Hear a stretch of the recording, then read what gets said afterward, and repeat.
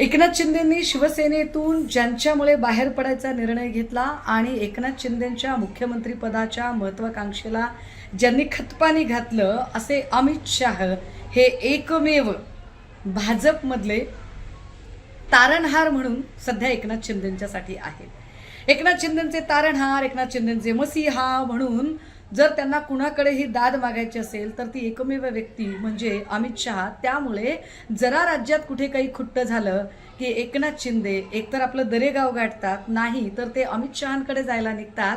पण मुळात अमित शहांकडेच ते का जातात तर त्याचं एक महत्त्वाचं कारण हेही आहे की अमित शहा आणि देवेंद्र फडणवीस यांच्यामध्ये असणारा कोल्ड वॉर आता काही लपून राहिलेला नाही।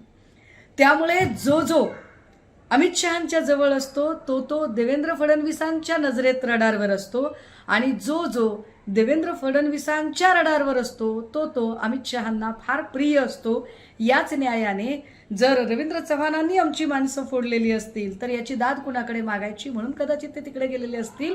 पण यातली एक गोष्ट फार उल्लेखनीय आहे ती म्हणजे उदय सामंत हे अगदी त्याच वेळेला रवींद्र चव्हाणांना भेटायला जातात। कदाचित जर उद्या अशी काही परिस्थिती आलीच की नाही आपल्याला आता या सगळ्या चौकशीचा ससेमिरा किंवा चहू बाजूने होणारी कोंडी फोडायचीच असेल आणि जर भाजपसोबत मर्जच व्हायचं असेल तर काय करावं, तर उपमुख्यमंत्री पदाची महत्त्वाकांक्षा असणारे उदय सामंत कोणत्याही क्षणी आपला जवळचा जो काही एकूण जो गट आहे तो घेऊन भाजपकडे सुद्धा जाऊ शकतातच की।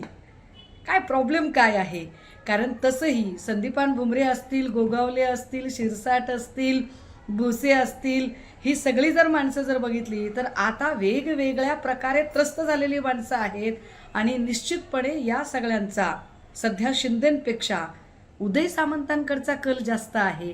त्यामुळे महाराष्ट्राच्या राजकारणातला जो रंजक पट आहे 2022ला जे काही शिंदेंनी एक अंक नाटकाचा दाखवला होता, मला वाटते त्याचा दुसरा अंक आत्ता सुरू आहे।